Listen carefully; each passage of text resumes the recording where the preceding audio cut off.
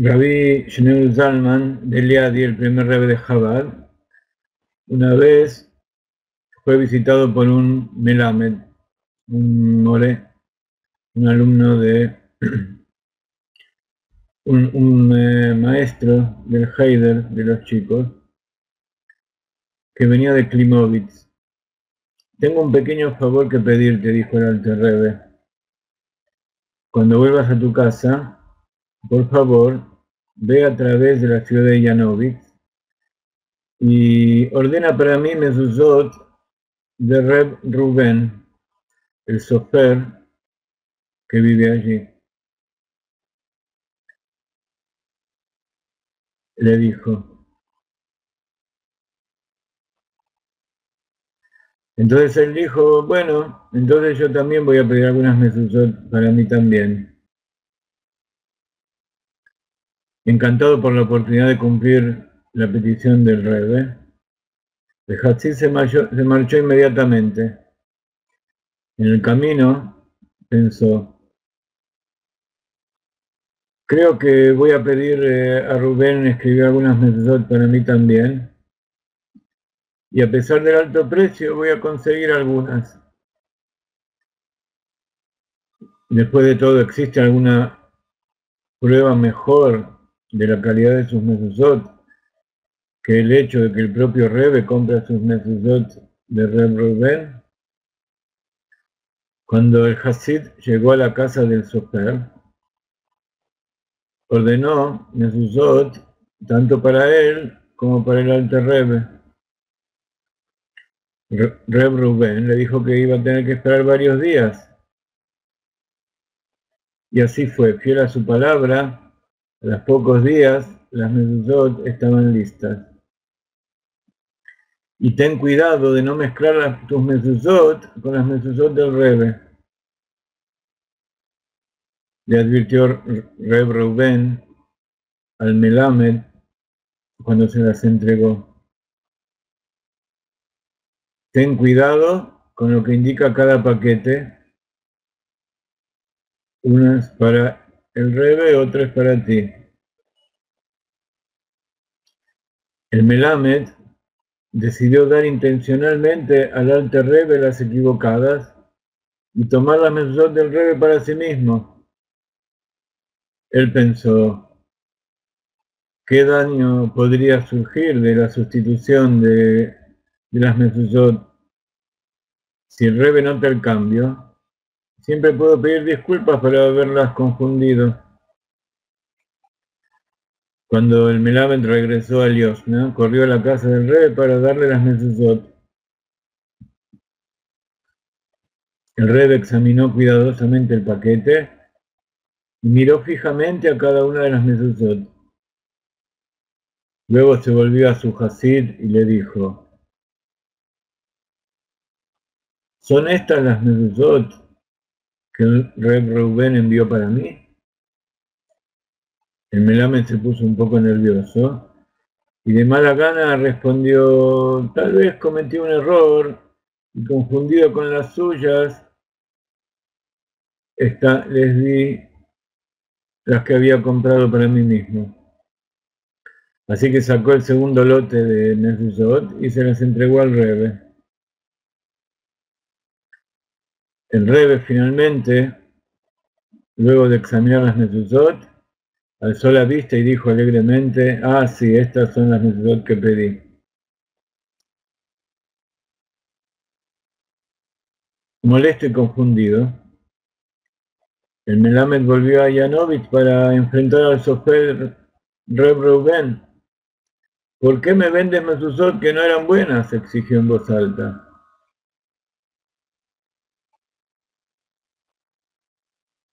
Le relató que el sofer le había dado por error al Rebbe las mezuzot equivocadas, y luego describió en detalle la reacción del Rebbe cuando vio las primeras mezuzot que había recibido, que en realidad eran para el Melamed, y luego le dio la segunda, que eran las verdaderas mezuzot. Reb Reuben le respondió suavemente: tú piensas que las mezuzot que yo te he dado no eran buenas, pero ten la seguridad de que tus mezuzot fueron también escritas, igual que el Alter Rebbe, con las mismas especificaciones estrictas, con la misma concentración del pensamiento y con todos los requisitos establecidos por el santo Ari de Safed. La única diferencia entre los dos grupos de mezuzot es que tenía instrucciones previas del Rebbe de escribir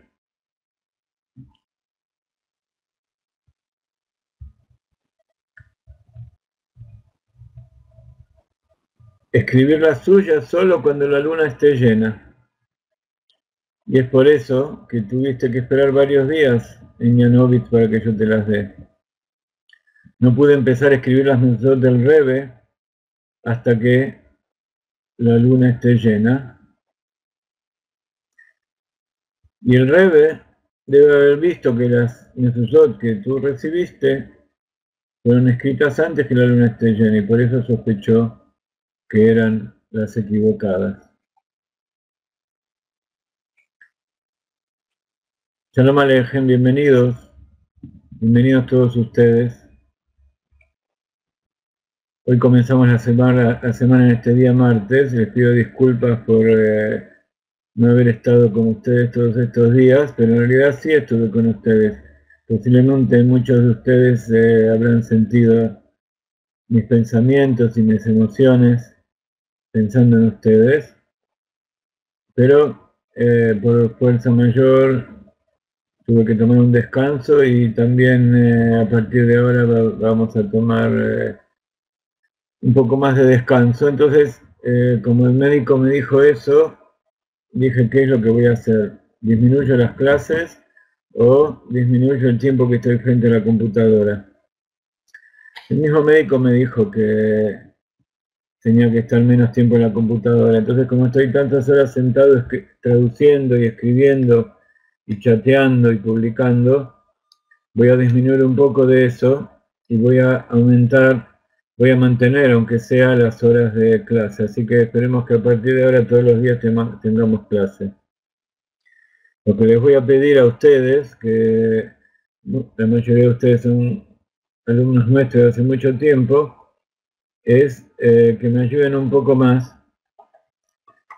en la preparación del material, en la preparación de todos los trabajos, en la discusión, ya sea en forma directa, haciendo el trabajo, o dando su aporte para que le podamos pagar a personas que lo puedan hacer. Comenzando así la clase, les quiero dar una bendición por este mes de Av. Ya estamos después del 15 de Av. Hoy a la mañana, este 16 de Av que pasó, fue el día del aniversario de nuestro casamiento con Rivka, hace 37 años, exactamente un 16 de Av, después de Tu B'Av, un sábado de la noche. Y quiero enviarles a ustedes una bendición por estar acompañándonos y por hacernos vivir momentos de mucha alegría, de mucha felicidad, por estar siempre con nosotros. Y una bendición para Rivka, para que tenga salud y muchos años juntos, que sigamos, que tenga un marido que le dé algunas alegrías por lo menos. Y bueno, Besrat Hashem, estemos todos pronto con la llegada del Mashiach en Yerushalayim Irakodesh. Parashat Ekev. Ustedes conocen la Parashat Ekev, ya estudiamos varios años.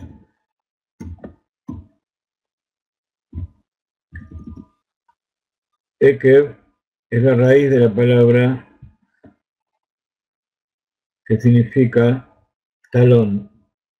Y en hebreo también significa final o el extremo. Por supuesto es la raíz de la palabra Jacob, de nuestro patriarca Jacob.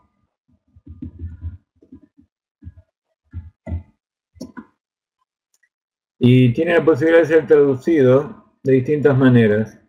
Por eso este primer verso de la Perashá comienza así. Veaya Ekev Tishmeun et hamishpatim haele ushmartem ve'asitem otam ve'shamar Hashem Elokecha lecha et habrit ve'et hachesed asher nishba la'avotecha. Y será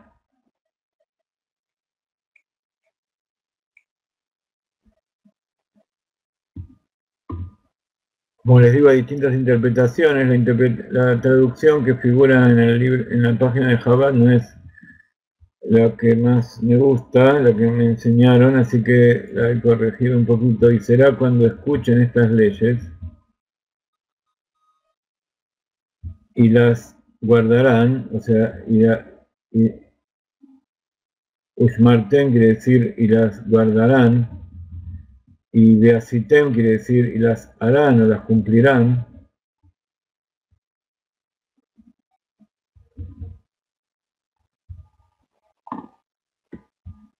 Entonces, Abayá, a tu Señor, recordará el pacto y el amor con que hizo un juramento a tus padres.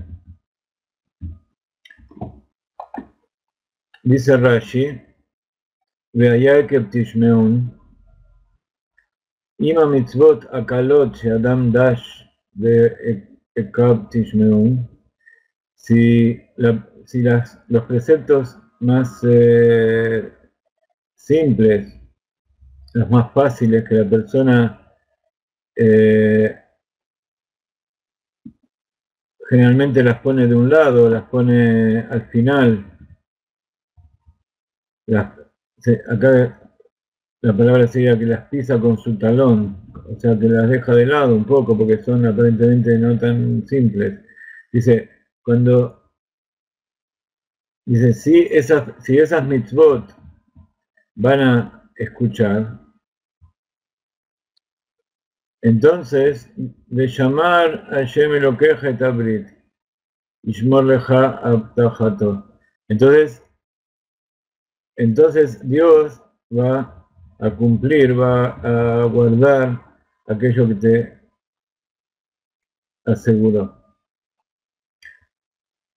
Es una parasha muy importante, donde habla de cosas muy actuales.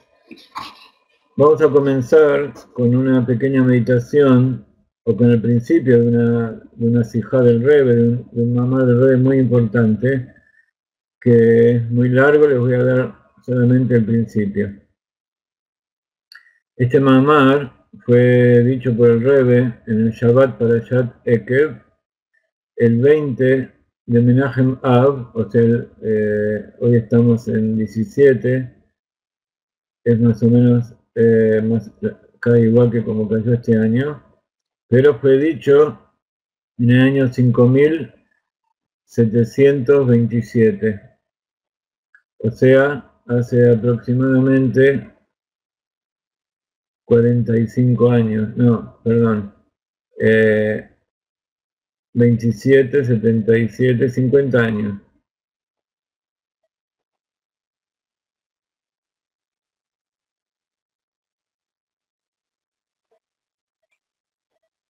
Y dice así: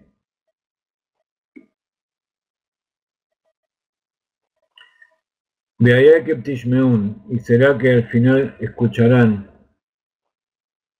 Ushmartem beasitem otam. Entonces, dice el Rebbe, he sabido una enseñanza que existe en esto, con respecto a esto, una enseñanza hasídica, que el cumplimiento de la Torah y los preceptos depende del libre albedrío de la persona. Entonces, tendría que estar escrito, Beaya im tishmeun. Los voy a escribir acá la diferencia. En vez de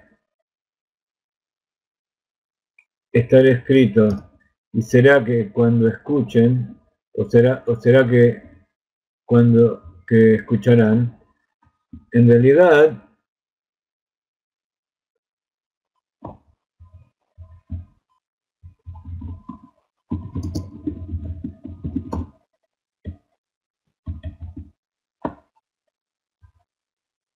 así es la traducción literal, y será que escucharán. Ve allá Ekev, y al final van a escuchar, pero entonces significa que no hay libre albedrío. Entonces dice el Rebbe que teóricamente tendría que decir, y será que si han de escuchar. Entonces, si han de escuchar, le está dando una posibilidad a la persona de decidir si sí o si no. ¿Y por qué dice al revés esto? Porque en otras partes de la Torá, en otras parshiot, por ejemplo, la parashá de Jukotai, dice Im Jukotai teleju. Con el condicional, sí van a ir de acuerdo con mis preceptos, con mis leyes. También, Beaya Im Shamot Ishmeun, y será que si van a escuchar lo que yo les voy a decir. Entonces dice el rey, ¿por qué? Dice Ekeb Tishmeun, que al final, por fin van a escuchar, como asegurando que sea como sea, al final van a escuchar. Entonces eso me es una explicación. Explica la Admura Tzemach Tzedek. Ustedes saben que el Tzemach Tzedek fue el tercer rebe de Chabad, que también se llamaba Menachem Mendel, y el nombre de él fue llamado el rebe. Que Ekeb tiene que ver con Ekbeta de Meshija.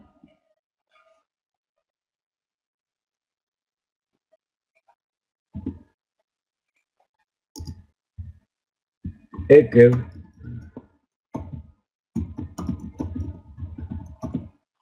tiene que ver con Ekbeta de Meshija. Habíamos dicho que Ekeb también quiere decir talón.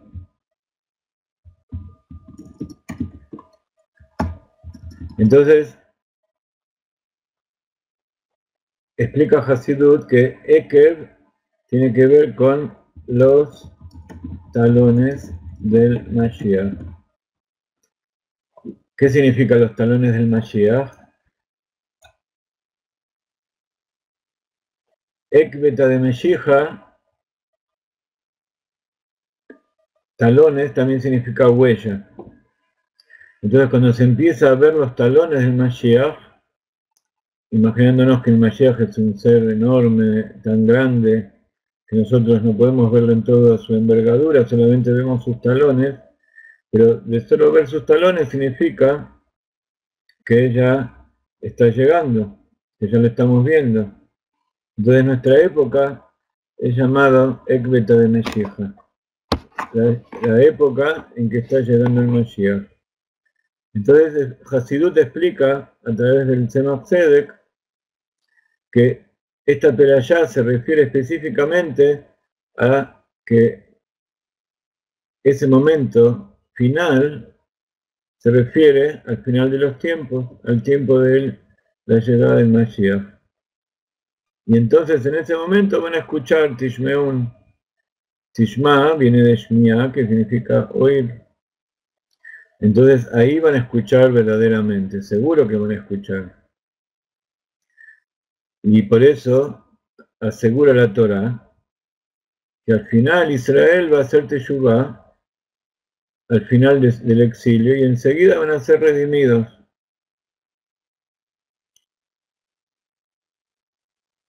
Así explica el Rambam.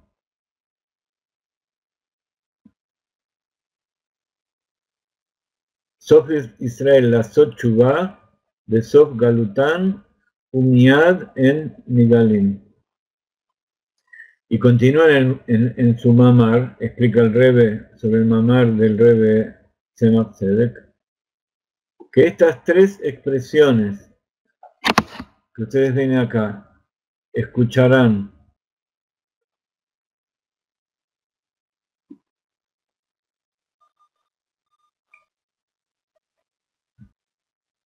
guardarán y cumplirán,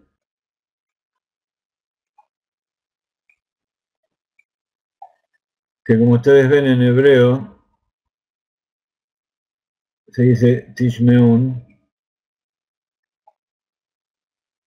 Ushmartem, Shmirá. Shmirá quiere decir cuidar, guardar. Ve Asitem, Asitem quiere decir hacer, literalmente. Hacer una mitzvah quiere decir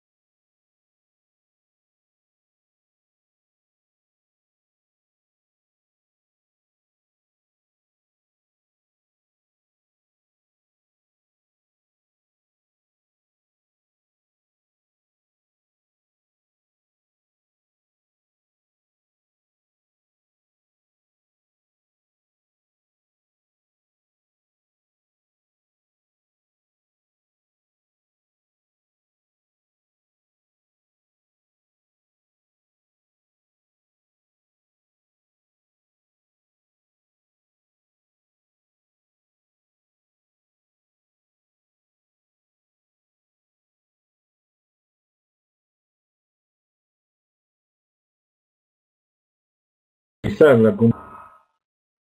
Disculpen, me toqué un cable y se desconectó. ¿Volvimos? Muy bien, discúlpenme. Entonces dice que estos tres verbos que aplica aquí se refiere a tres cosas muy importantes. Estas tres expresiones, escuchar, guardar y hacer, se refieren al pensamiento, al habla y la acción. Ustedes saben que el pensamiento, el habla y la acción son las tres vestimentas del alma. Las tres vestimentas con las cuales el alma se expresa en este mundo. Y dice así, escuchar tiene que ver con el pensamiento, Makshavá. ¿Por qué? Porque lo principal de escuchar está en el pensamiento. Cuando nosotros escuchamos, lo que escuchamos lo pensamos. Hay una diferencia con la vista, porque cuando uno ve algo puede ser que reaccione sin pensar. En cambio, cuando uno escucha, como la visión tiene que ver con Jochma, y Jochma tiene que ver con aspectos inconscientes que a veces nos llevan a hacer cosas, en cambio, la audición tiene que ver con Binah, y Binah quiere decir meditar. sabemos que lo principal del pensamiento, de la meditación, del desarrollo del intelecto, es Binah. Entonces, el pensamiento en general se refiere a escuchar.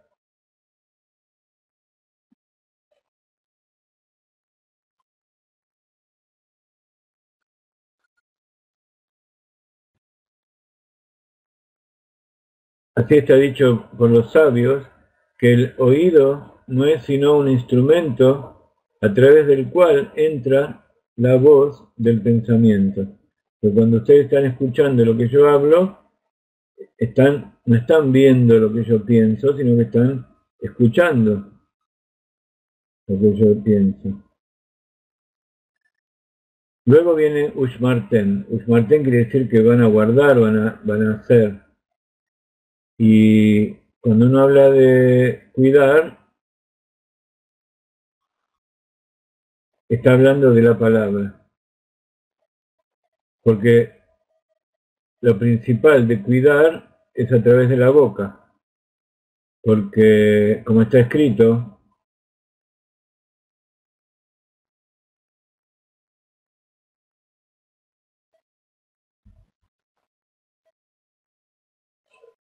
contiene tu voz y cuídala. Cuando uno piensa, tiene libertad de pensamiento, porque es entre uno y uno mismo. En cambio, cuando los pensamientos no hay que cuidarlos en el sentido de reprimirse, que es lo que uno piensa. Por supuesto, tiene que tratar de tener pensamientos correctos.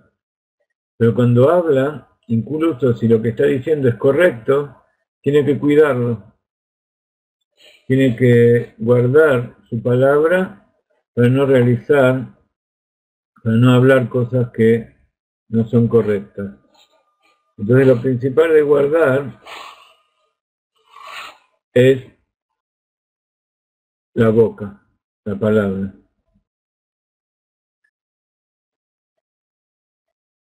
Y la acción, al final, la misma palabra lo dice, beasitem. Hay que realizar todas estas cosas, las leyes que Dios nos dio. Y sobre esto continúa diciendo, y va a cuidar Dios, Abayá tu Dios, el pacto, o sea, va a cumplir ese pacto, y la bondad que prometió a vuestros padres, que juró a vuestros padres. Entonces, el pacto de bondad y escuchar se refiere al pensamiento, al habla y la acción. Y a través de que vamos a escuchar y vamos a cuidar y vamos a hacer, este servicio del pensamiento, de la palabra y de la acción del hombre, entonces, a través de eso, vienen de arriba la revelación del pensamiento, de la palabra y de la acción de Dios. Akadosh Baruj Hu nos envía su pacto de bondad que le prometió a nuestros padres. Continúa diciendo que de todas maneras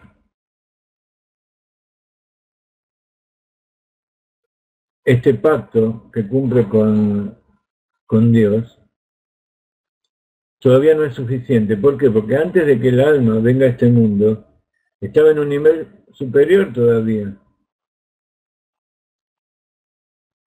Porque estaba en un pensamiento de allí arriba. Incluso cuando está escrito que cuando Dios creó el mundo, primero que todo, subió al pensamiento de Dios las almas de Israel, la existencia del pueblo de Israel. Y que todo el asunto de que el alma baja a este mundo es para poder elevarse de nuevo. Porque a través de su trabajo aquí abajo, va a poder elevarse a un nivel superior, más todavía que como estaba allí arriba antes de descender. A tal punto que nosotros decimos a la mañana nuestras plegarias, que esa alma que está guardada dentro de ti, cuando decimos en la mañana el Modeani, esa alma tuya que tú has guardado dentro de mí. Después decimos que es pura, te dará ahí. Y a eso se refiere con el tema de cuidar, ese pacto de bondad que prometió nuestros padres. Que a través de que al final nosotros vamos a escuchar, vamos a cuidar y vamos a hacer, a través del servicio de estas tres vestimentas, entonces a través de eso Dios va a cumplir con su pacto. Porque allí arriba nosotros estamos en nivel de pensamiento nada más, no hay habla y no hay acción.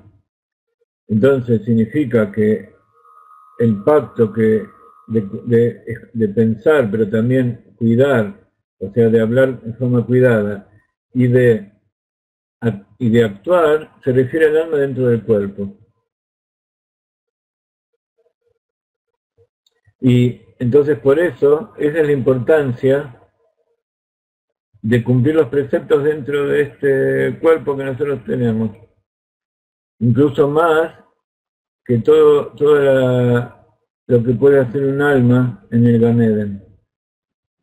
Ahora, esto no se entiende muy bien. ¿Cómo puede ser que un alma que está aquí adentro, que está expuesta a transgredir, que tiene libre albedrío y puede ir en contra de la orden de Dios,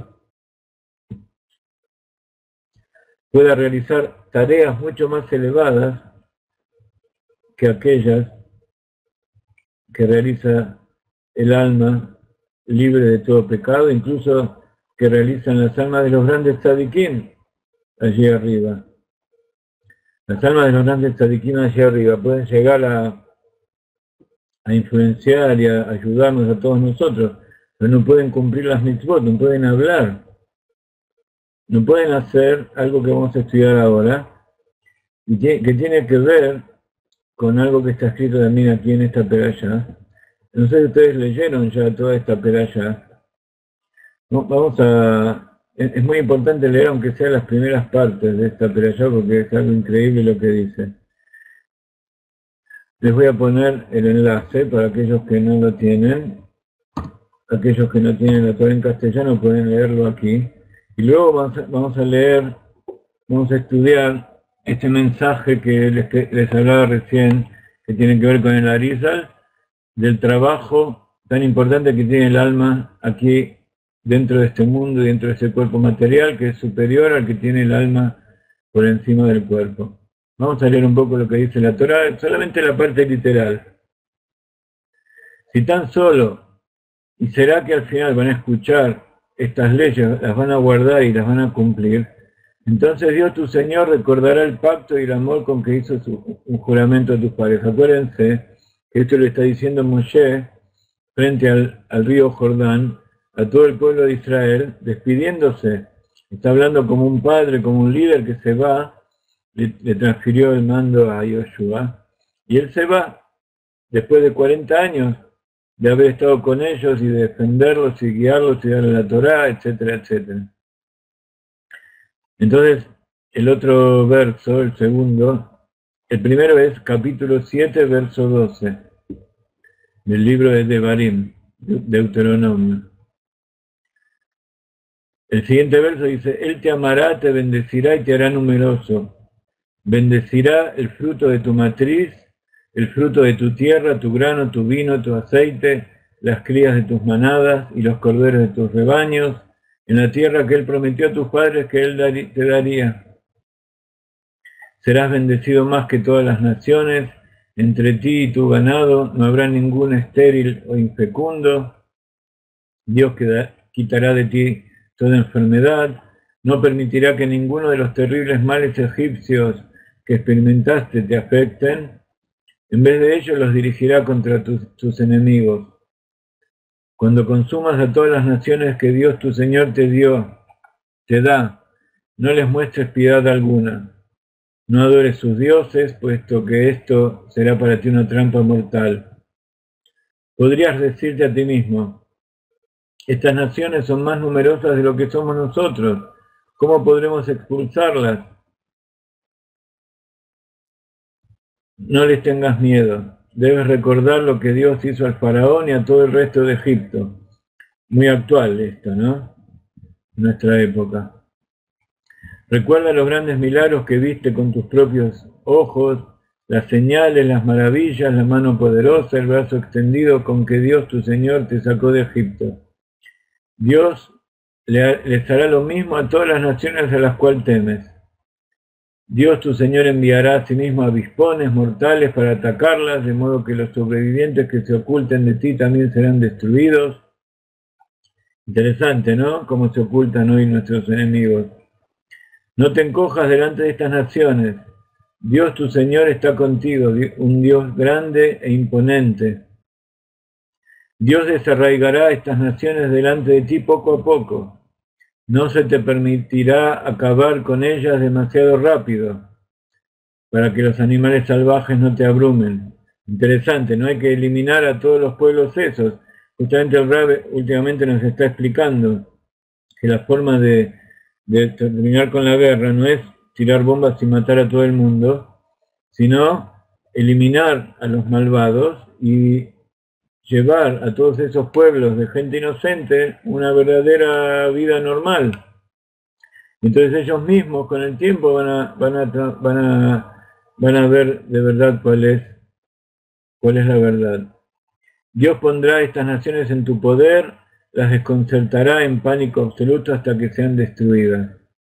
Pondrá a sus reyes en tu poder y borrará sus nombres de debajo de los cielos. Ningún hombre se parará ante ti hasta que los destruyas. Debes quemar sus estatuas idólatras en el fuego. No desees el oro y la plata que hay en estas estatuas y los tomes para ti mismo. Que ello no te traiga una trampa mortal, puesto que es algo detestable para Dios tu Señor. Si nosotros envidiamos a aquellos que hacen idolatría y aunque los destruyamos, después agarramos lo que ellos tienen para hacer para nosotros mismos, eso también es detestable para Dios. Deben guardar y cumplir todo el mandato que te escribo hoy. Entonces sobrevivirán, prosperarán y vendrán a ocupar la tierra que Dios juró a tus padres. Luego viene toda una serie de cosas que van a suceder si no llegan a cumplir esto. Y al final dice, y entonces, si no van a hacer todo esto y van a comportarse como ellos, entonces también van a ser destruidos como fueron ellos destruidos, como fueron destruidos los 7 pueblos que vivían en la tierra de Israel. De esto un poco se agarran aquellos que quieren destruirnos hoy en día, que ellos piensan que nosotros no estamos cumpliendo lo que Dios nos pidió. Pero por el simple hecho de que estamos existiendo, de que existe el pueblo judío y que como está escrito, que incluso aquel que está más alejado cumple preceptos como las semillas de la granada, está lleno de mitzvot como la granada. Entonces este es un claro ejemplo de que Dios nos sigue cuidando, porque seguimos estando aquí. Y es un ejemplo de que también cuidamos las mitzvot, porque si no las hubiéramos cumplido durante estos miles de años, Dios se nos hubiera hecho desaparecer. Pero no solamente no nos hizo desaparecer, sino que nos hizo volver a la tierra nuevamente. Y el secreto de todo esto, como siempre, vamos a encontrarlo en el Hasidut, en la Kabbalah y en los propios versos de la Torah. Hay un verso de la Torah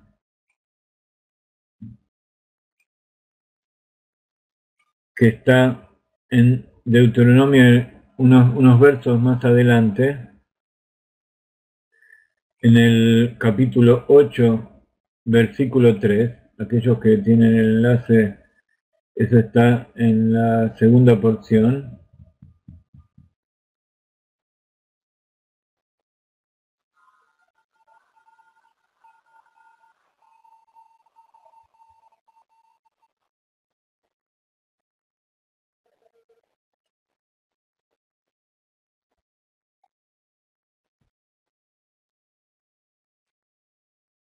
Perdón, en la primera porción, en el capítulo 8, verso 3,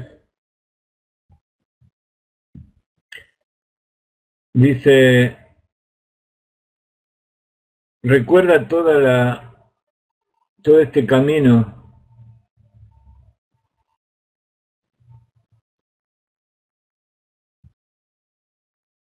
Perdón, empieza el capítulo 8. Deben guardar y cumplir todo el mandato que te prescribo hoy. Entonces sobrevivirán, prosperarán y vendrán a ocupar la tierra que Dios juró a sus padres. Recuerda todo el camino a lo largo del cual Dios tu Señor te condujo estos 40 años en el desierto, le dice Moshe Rabbeinu al pueblo de Israel y nos dice ahora en este momento también. Envió dificultades para probarte, para determinar qué hay en tu corazón, si cumplirás o no cumplirás sus mandamientos. Entonces, como él descubrió lo que hay en el corazón, entonces los dejó entrar en la tierra de Israel. Y te hizo la vida difícil, dice el versículo 3, dejando que pasaras hambre, y entonces te alimentó con el maná, que ni tú y tus ancestros habían jamás experimentado. Y esto fue para enseñarte que no solo de pan vive el hombre, sino de todo lo que sale de la boca de Dios vive el hombre. Y así dice en hebreo, que es algo muy interesante, Leman odaha, kilo al alechem levado yihye adam, ki al kol motza pi Hashem yihye adam.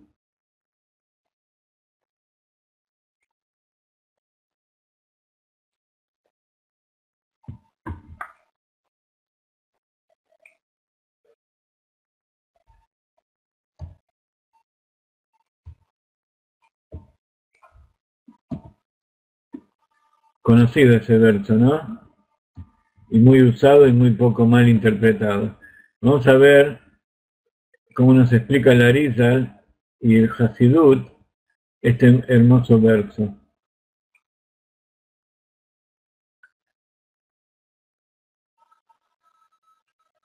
El Ari explica este verso en el sentido de que no por el alimento físico, sino por la espiritualidad que hay en la comida, el hombre subsiste.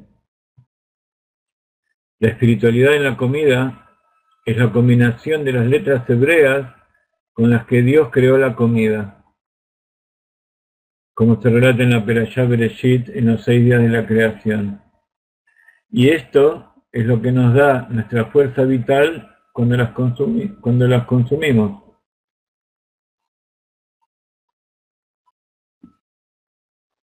Explica Rabbi Shneur Zalman de Liadi.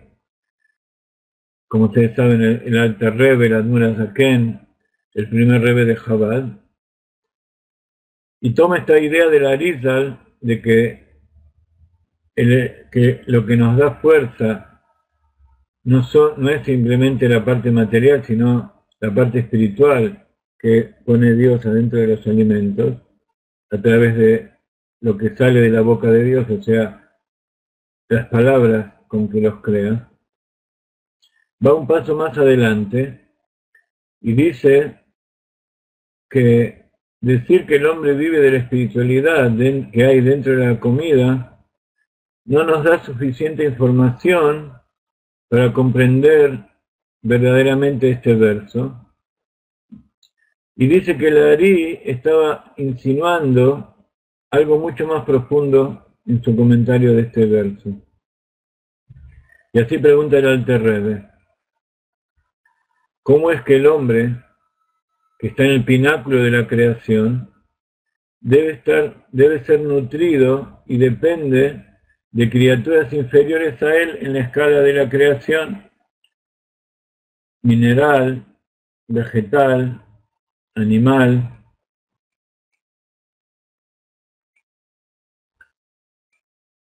¿Cuál es la respuesta? Dice el Rebbe.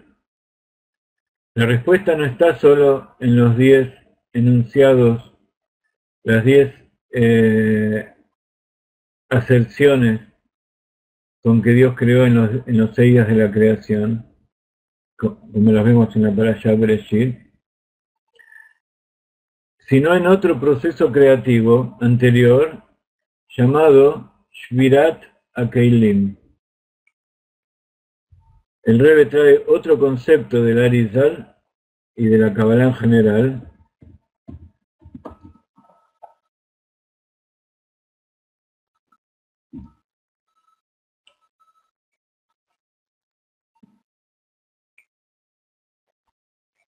que le voy a escribir aquí, algo que ustedes ya conocen hace mucho.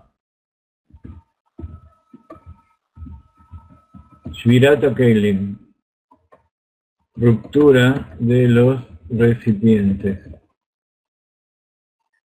¿Qué es esa ruptura de los recipientes?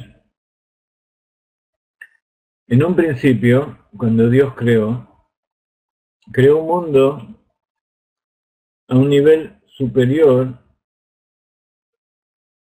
de revelación y de espiritualidad que el mundo en el cual nosotros estamos en este momento, el mundo que nosotros conocemos, el famoso mundo de Tou. Ese mundo de Tou, que también tenía las 10 sefirot, pero eran 10 sefirot que no estaban rectificadas. Tenían tanta luz, una luz tremenda, y no tenían recipientes fuertes como para sostenerla, para contenerla.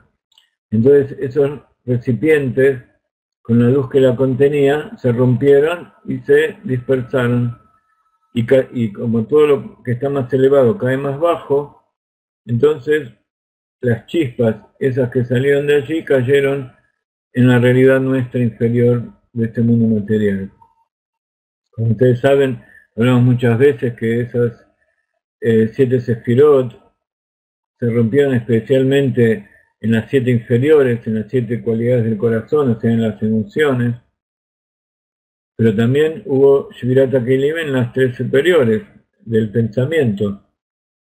De todas maneras, nosotros nos tenemos que dedicar a reparar y rectificar nuestras emociones, y los pensamientos van a ser rectificados cuando venga el Mashiach, que es la época nuestra. Todo el Hasidut viene no solamente a rectificar nuestras emociones, sino también a rectificar nuestros pensamientos. ¿Por qué pasa eso?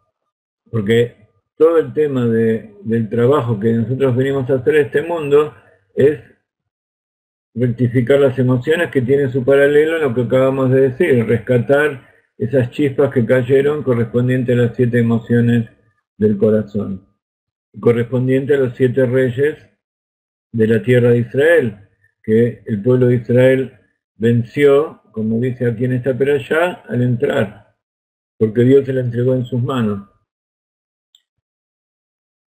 Y eso significa que tenemos que pensar y meditar en lo que sentimos y dirigirlo, toda esa potencia, la potencia de esos sentimientos hacia una dirección buena, como está explicado en Hasidut, y hoy el Rav Ginsburg nos explica en uno de los videos que vamos a poner esta semana, que la esencia del alma, a pesar de todo lo que uno podría pensar, no está en la mente, sino que está dentro de las emociones del corazón. Ese punto interior que hay en las emociones del corazón es donde se inviste la esencia del alma. Y por eso tienen tanta fuerza, y por eso nosotros no estamos dominados constantemente por nuestras pasiones, porque están movilizadas por nada más y nada menos que por la esencia del alma. Pero como están revestidas del ego, del mundo, de las chispas, de los recipientes rotos, entonces están direccionadas hacia un lugar incorrecto. Entonces, con nuestra mente tenemos que dirigirlas a un lugar correcto. Eso se llama rectificar las emociones. Pero ¿por qué no tenemos que rectificar nuestros pensamientos?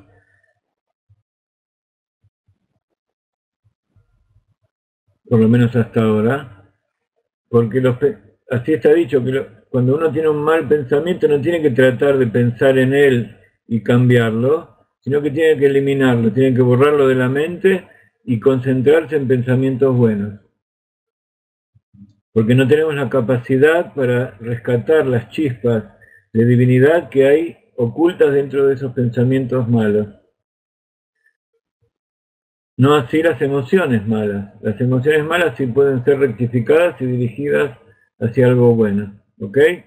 Esto es en general para entender lo que nos está explicando el Admira Zaken aquí con este tema del verso del pan. Dice el Rebbe que cuando Dios creó este mundo tan tremendo de luces tan fuertes, quería beneficiarnos de esta tremenda iluminación espiritual y la tremenda revelación que hay en ellas. Pero sin embargo resultó que la creación no estaba lista para recibirla. Y el resultado fue como cuando uno echa agua caliente en una taza fría. ¿Qué pasa cuando uno tiene una taza de loza o de vidrio? Por lo menos en aquella época no había los materiales que tenemos hoy en día. En general, cuando tenemos una copa gruesa, que ponemos leche fría o agua fría, se rompe. Y eso es el efecto simplificado de lo que se llama Shvirata Keilim. El recipiente no estaba preparado para recibir la energía de ese contenido. La luz espiritual de la creación, como si fuera, por así decirlo, se hizo añicos y cayó en lugares donde no pertenecían. Las categorías, los niveles más elevados de la creación cayeron lejos de esa comprensión de fuerzas no espirituales donde se estaban ocultando. Entonces, ¿qué quiere decir? Otro ejemplo de lo que significa Shvirata Keilim, que cuando uno recibe una emoción muy fuerte, puede morirse, o puede llegar a no entender, y como por ejemplo un chico cuando recibe la influencia de sus padres y no entiende lo que está pasando, y esa influencia no está a su nivel, puede llegar a tener traumas para toda su vida. También sucede con nosotros. Nosotros tenemos una revelación tan fuerte. Por ejemplo, el Arizal sabía leer las vidas anteriores de las personas. No todos estamos preparados para recibir y para entender cuál es el origen de todo nuestro pasado. Hablando de nuestra vida actual. Si alguien viene y nos recuerda todo lo que hicimos y cuál es el motivo de lo que nos está pasando ahora, podemos llegar a enloquecer. Más todavía si conocemos lo que pasó en vidas anteriores. Por eso el Hasidut dejó de lado eso. Lleva a Shvirata Keilim. Entonces, un ejemplo de Shvirata Keilim es que el mundo no tenía capacidad para comprender desde su punto de vista material las cosas divinas. Entonces, por eso esos niveles tan elevados de la creación que cayeron dentro de las klipot, dentro de las cáscaras impuras, que ocultan la divinidad. Y todo eso está en los alimentos, por ejemplo, que nosotros comemos.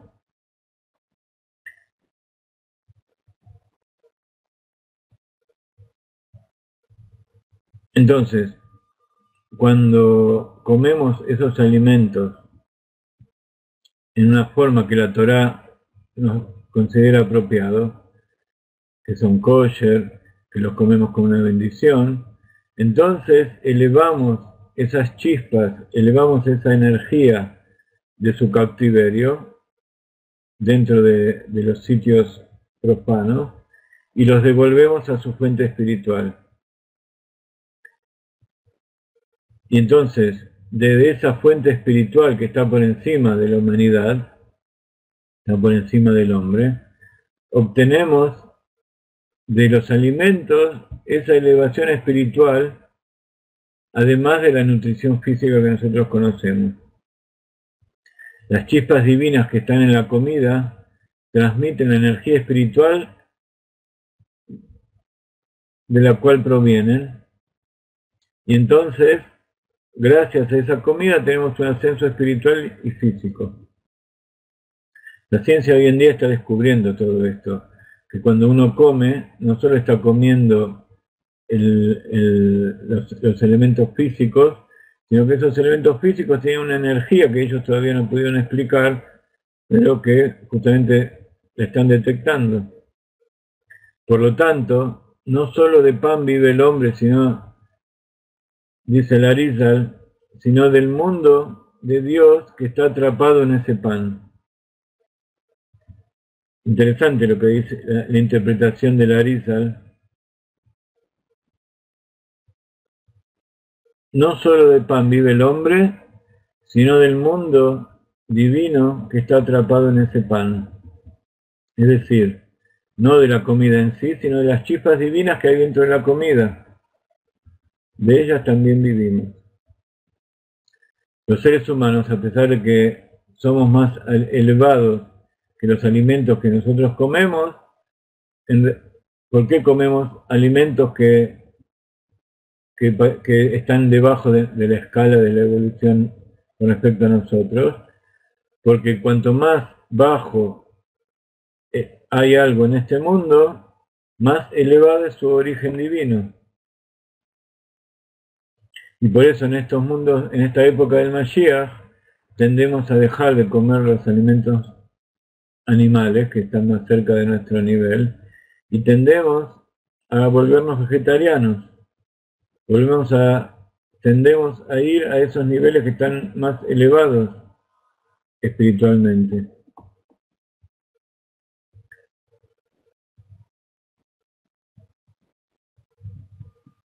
Bueno, como ven, podemos sacar muchas conclusiones de este asunto. Y hay infinitas meditaciones en esta parashá. Vamos a poner una melodía para meditar un poco en este tema que acabamos de nombrar. Y luego vamos a tocar un tema breve y nos vamos.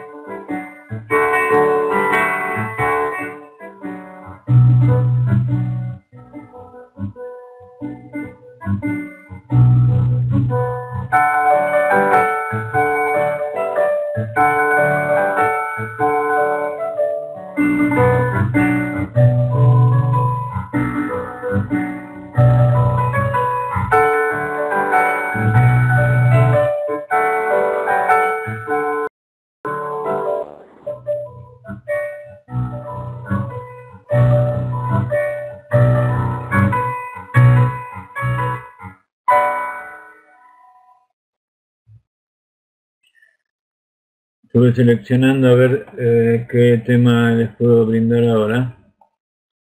Habíamos hablado de este verso antes, que es el libro de Deuteronomio, capítulo 8, verso 3.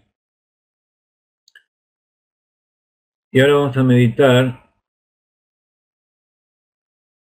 en la primera parte del verso. Dice la Torá, Beanja, Bearibeja, Beajileja, Etaman asher lo yadata velo yadun, Aboteja leman odaja, Kilo al alejen levado yihye Adam, Ki al kol motapi Hashem yihye Adam.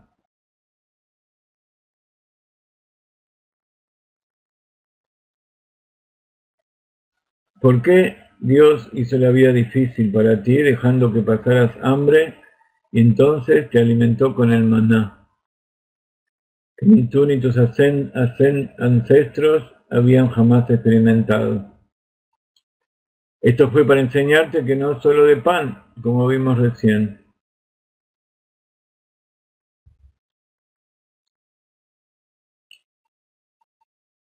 Rabbi Haim Yosef David Azulay, el famoso Jidá, se llamaba Jidá, Haim Yosef David Azulay, un sabio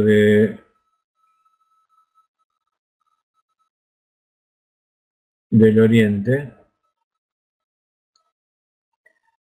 nos enseñó algo muy importante acerca de este verso. Dice, para probarte y para ver qué hay dentro de tu corazón, Él te afligió y te hizo pasar hambre y te alimentó con el maná. El Yalkut Shimoni, un midrash, dice, de esto nosotros aprendemos que tenemos que encender las velas en Shabbat. Interesante, ¿no? ¿Por qué?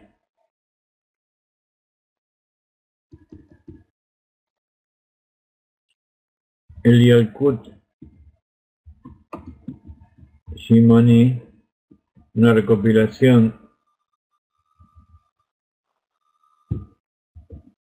de Midrashim, nos dice, de esto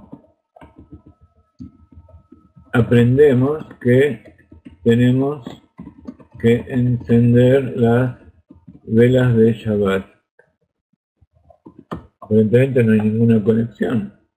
El que un poco sabe de esto, seguramente habrá hecho una conexión entre Shabbat y el maná. ¿Cuál es la conexión que hay entre el Shabbat y el maná? El man, que fue el pan que el pueblo de Israel comió en Egipto.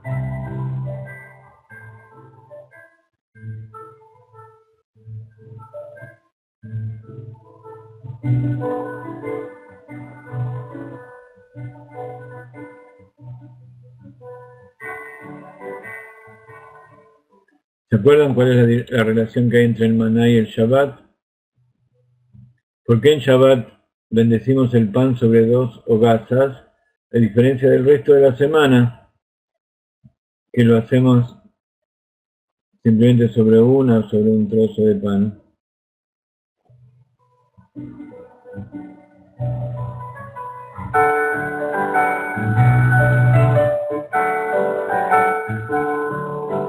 Hay varias personas que están escribiendo, así que voy a esperar a ver qué aparece.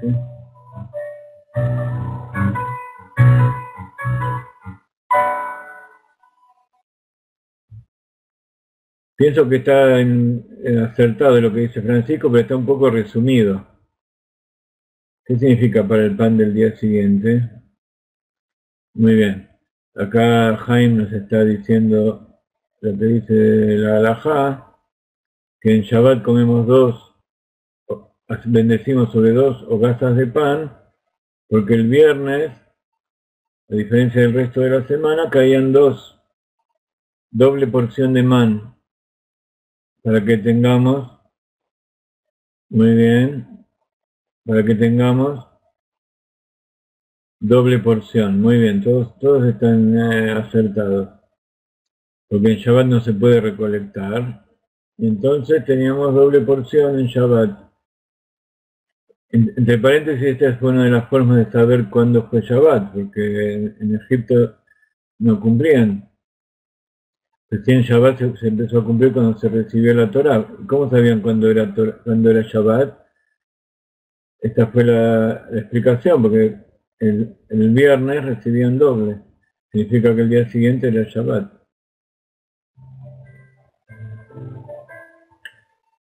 De todas maneras, cuando el pueblo de Israel comió el maná del cielo,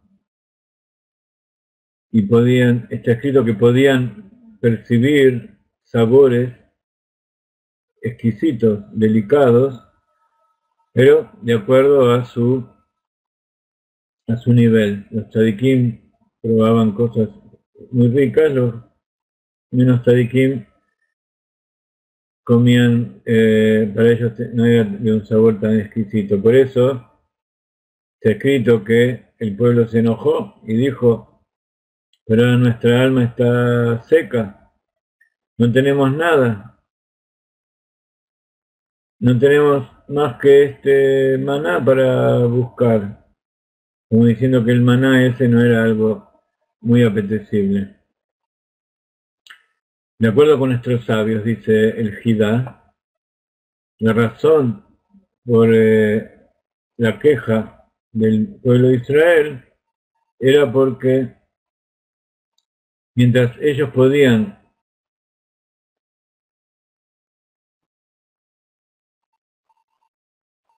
sentir muchos sabores del maná que venía del cielo, pero de todas maneras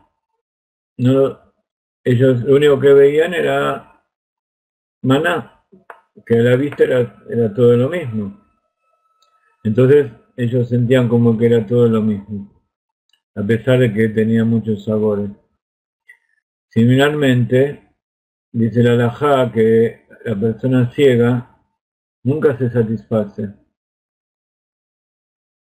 Por más que coma mucho, que coma comidas exquisitas, como no puede ver lo que está comiendo, entonces no puede saborear bien el sabor que tiene. De esto podemos deducir que el encendido de las velas de Shabbat es para aumentar nuestro regocijo en el día de descanso. Porque si no tenemos suficiente luz en la comida de Shabbat, nuestra mesa de Shabbat puede estar llena de las más delicados manjares y sin embargo permanecer hambrientos. La Torá habla del maná en términos de aflicción y de hambre y de enojo, porque el pueblo de Israel no podía ver las delicadezas que le estaba diciendo el sabor que estaban sintiendo. Y entonces por eso luego fue ordenado encender las velas de Shabbat y entonces va a ser Shabbat Oneg. El Shabbat va a ser un placer en vez de algo duro. Y así como literalmente cuando uno no ve lo que está comiendo, no puede disfrutar plenamente del sabor de esa comida, de todo el placer que da esa comida, así también en esta época del exilio, en que estamos ciegos a todo lo espiritual, tampoco podemos disfrutar plenamente de este mundo material. Así cuando venga el Mashiach, y por eso lo pedimos todo el tiempo, la diferencia de aquellos que dicen, como los musulmanes, que este mundo no sirve, sino que lo único que existe es el paraíso, y que allí están las verdaderas placeres, o como dice la Iglesia, que aquí está en este mundo están los placeres y por eso hay que castigar al hombre que quiere disfrutar de esos placeres materiales. El judaísmo es todo lo contrario. Como dice el gran rabino, ni una cosa ni la otra, todo lo contrario.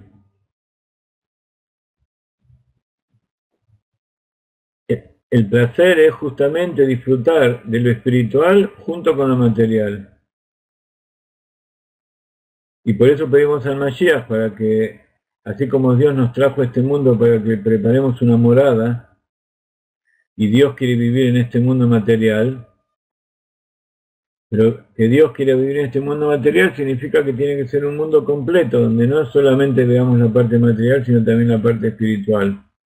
Entonces ahí sí, el séptimo milenio va a ser un Shabbat verdadero, cuando se van a revelar las luces, y de ahí viene el nombre de Schneor, Zalmen. Schneor quiere decir dos luces, es el nombre del Rebbe de Chabad, y hay muchos chicos, hay miles y decenas de miles de niños judíos que se llaman Schneor Zalman. Schneor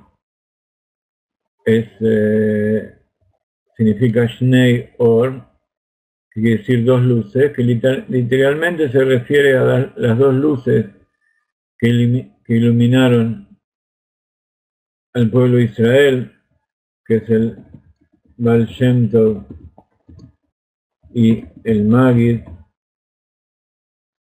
que son las dos luminarias hasídicas. En el mundo que Dios creó todo es doble, hombre y mujer, blanco y negro, luz y recipiente, espiritual y material. También la Torah es doble, tiene su parte revelada, su parte oculta, su parte escrita y su parte oral.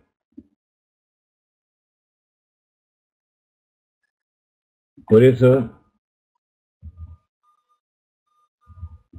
Shneor quiere decir Shnei Or, dos luces, porque queremos no solamente la luz de este mundo material, sino también la luz del mundo espiritual. Nosotros podemos encender las velas de Shabbat materialmente, pero si no nos preparamos toda la semana y no nos preparamos para percibir la espiritualidad que hay en ese Shabbat, prepararnos quiere decir que tenemos que estar ya percibiendo y entrenándonos para ver la espiritualidad durante toda la semana. Entonces en Shabbat no vamos a ver las dos luces, no vamos a ver la luz espiritual. Entonces tampoco vamos a disfrutar de la comida material como corresponde. Y así también hay exilio y redención. Galut y Geula. ¿Qué diferencia hay entre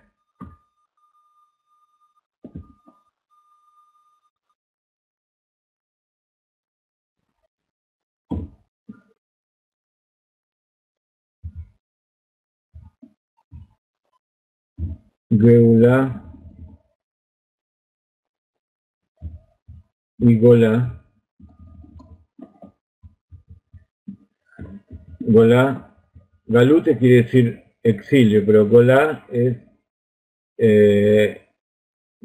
o sea, Galut es el sustantivo, pero Golá es el lugar del exilio. ¿Qué diferencia entre Galut y Geulá? Una Aleph, la Aleph de Dios. Entonces, cuando incorporamos en este Golá, en este exilio, revelamos esa Aleph que está oculta, entonces se revela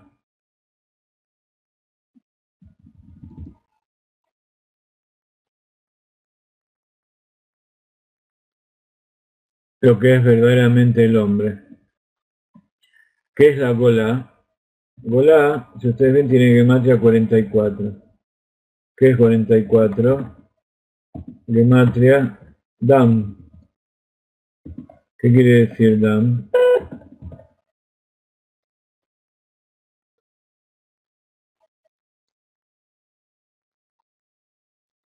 Dam es sangre. O sea, materialidad.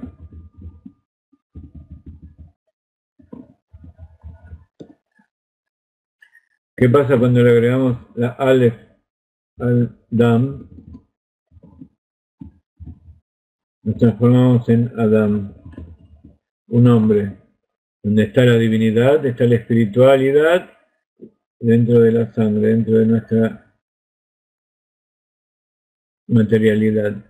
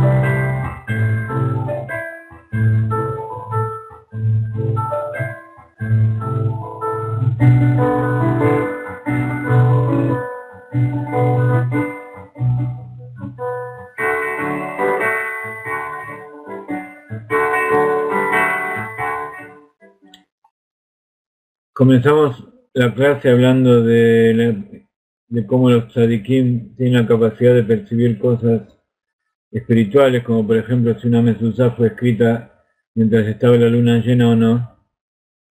Contamos esta historia justamente para graficar, para ejemplificar todo lo que estuvimos hablando ahora. Y además porque esta semana hubo luna llena. Como seguramente leyeron en los periódicos, la luna estaba muy grande, estaba muy próxima a la Tierra. Fue la luna de Tu B'Av, la luna que recuerda la época en que las niñas salían a danzar en los viñedos,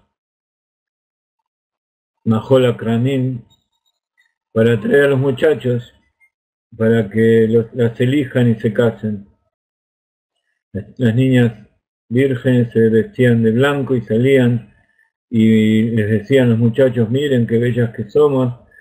Y así la luna, que representa al pueblo de Israel y también representa a la novia con respecto al novio, nos enseña que tenemos que salir, tenemos que crecer y que tenemos que llegar a nuestra máxima expresión y mostrar a los pueblos del mundo, representado por el sol, representado por las cosas de la naturaleza, que estamos dispuestos a ser uno con el pueblo del mundo en aras de Dios.